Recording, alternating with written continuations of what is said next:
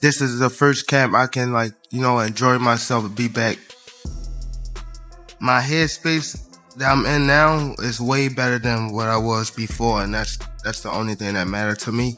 A lot of things out there about the size and all of this stuff, but people forget that Tank's a top 10 pound for pound fighter, and he's got power in both hands.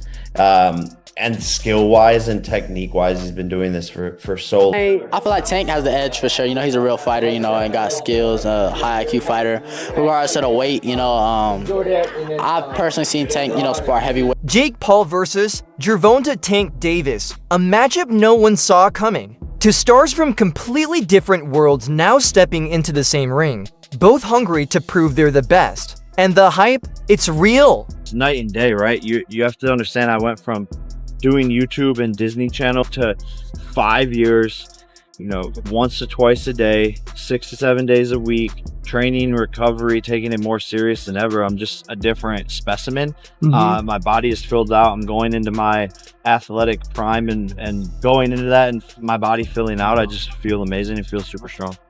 Jake Paul has been loud about his preparation for the Tank Davis fight. He claims his training camp is stacked with serious talent, proudly mentioning that he's been dropping sparring partners. He even says Shocker is joining camp this week to help him get ready for Tank, but Jake also did something rare for him. He admitted that Tank is dangerous. Many fans mock Tank's size, saying he's too small to compete with someone Jake's size. But Jake isn't buying into that talk. He's openly admitted that Tank's power is very real in both hands. He knows Tank hits like a truck, even with his smaller frame. And for Jake to say he's scared to step into the ring with Tank, that's a statement. It shows respect for Tank's knockout power, skill, and presence. Going into a fight that I've actually ever been, because I know how good these people are that I'm sparring, and being able to see how good they are and knowing how good Tank is, it's actually going to be my toughest test to date. Yeah, I think, Jake, you could make the argument, right? Pound for pound wise, this guy's the most ferocious dude in the whole sport, couldn't you? For sure. I think he has probably one of the highest knockout percentages. Yeah, 90-something%, right? Exactly. And just his speed, his elusiveness, his ring IQ, his conditioning. He's gone 12 rounds so many different times, something that I've never even done. So he's going to be sharp all the way through. I mean, the list goes on. And so just actually being vulnerable for a second, it's like, this is crazy. This is scary. It's kind of keeping me up at night. Jake, how do you prepare for, like you said, a guy who is shorter than you? How do you find a sparring opponent to replicate something that obviously, there's nobody else out there that's Tank Davis? How do you prepare for a guy that's different stature-wise? Yeah, no, we have world champions. Raymond Ford in the 130-pound weight class. We got Montana Lovin. Shakur Stevenson is coming in this week.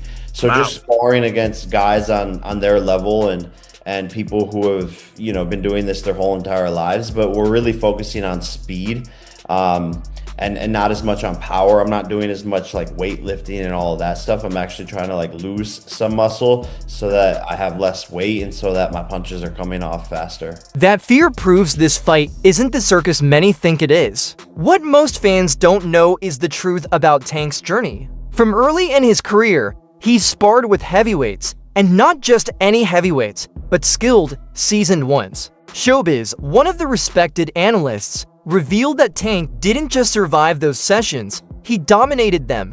He punished fighters much bigger and stronger than himself. If Tank could handle those giants in the gym, then a cruiserweight like Jake Paul won't surprise him. Jake may have size, but Tank's been through tougher tests. Those sparring stories prove Tank isn't intimidated by size. He's faced bigger mountains before and climbed every one of them. Showbiz went further, explaining that those heavyweight sparring partners were more technical and experienced than Jake.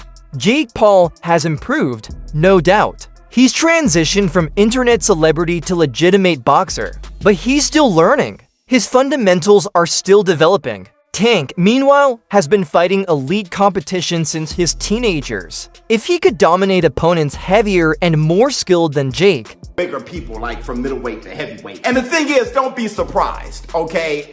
This is a photo. This is a photo of one of the bigger guys that he was sparring. But in the past, you know, like maybe a few years ago, he was fighting a guy in Mayweather's camp. He was a bigger guy. I think he was like a middleweight or something like that. He was whooping his ass. One time he was like on live whooping a bigger guy's ass.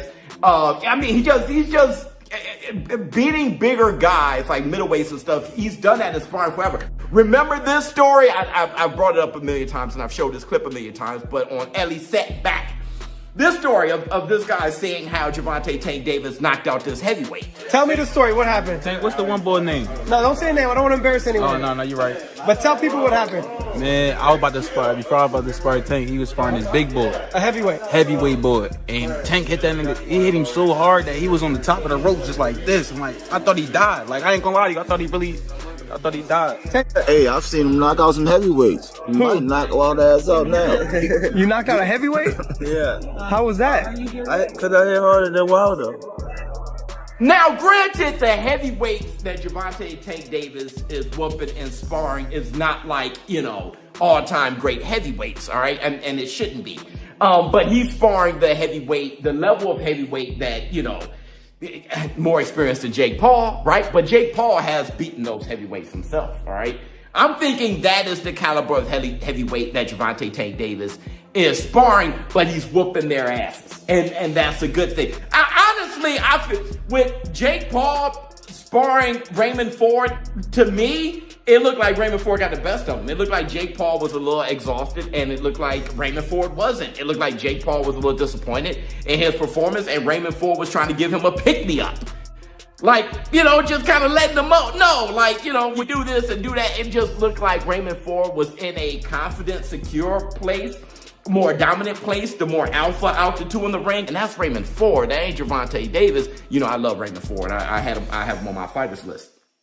But still, I don't think anyone thinks he's as skillful or as powerful as Gervonta Tank Davis. Then Jake's size advantage won't be enough. As Showbiz said, this isn't a mismatch for Tank. It might actually be Jake walking into dangerous territory. Tank has made it clear he's not returning to 135 pounds. Too much cutting, too much drain. He wants to fight where he's strongest, at 140 pounds. The move shows maturity and focus. He's preparing for bigger names and bigger challenges, starting with Jake Paul. Once this fight ends, Tank plans to stay a full-time super lightweight. He believes he'll perform even better there, fresher, stronger, more explosive. Fans worry the extra weight puts him at disadvantage against Jake, but Tank sees it differently. He believes 140 is where his body thrives, where his stamina peaks, and his power becomes terrifying. If he was knocking people out at 135, imagine what he'll do fully fueled at 140. Jake Paul might be the first to feel the power of this new and improved Tank Davis. Analyst Carmel Moughton agrees. Had been throwing fits a few weeks ago when Gervonta had announced that he would be fighting Jake Paul in, I believe it's coming up in just about a month, or a little bit less than a month. And that he would not be, at least immediately, he would not be rematching Lamont Roach. So people went all up in arms. Shout out to my guy, Big Dog Willie, who even right now is claiming that Gervonta Davis is going to go try to fight in WWE or something like that when he gets done with Jake Paul. But the truth of the matter is that Gervonta Davis is coming back to boxing. He's always said that he's coming back to boxing. He said he's going to run off, get this bag real quick, and he'll be right back. Well, as you see, the 135-pound WBA, the WBA, where he holds his 135-pound championship, has not stripped him.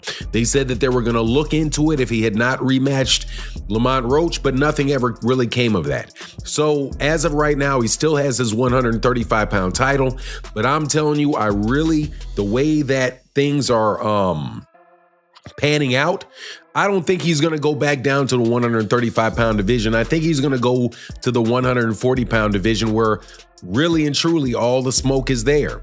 Add to it the fact that when he fights Jake Paul, he's going to be fighting Jake Paul at a higher weight than he would necessarily be fighting guys at 135 pounds.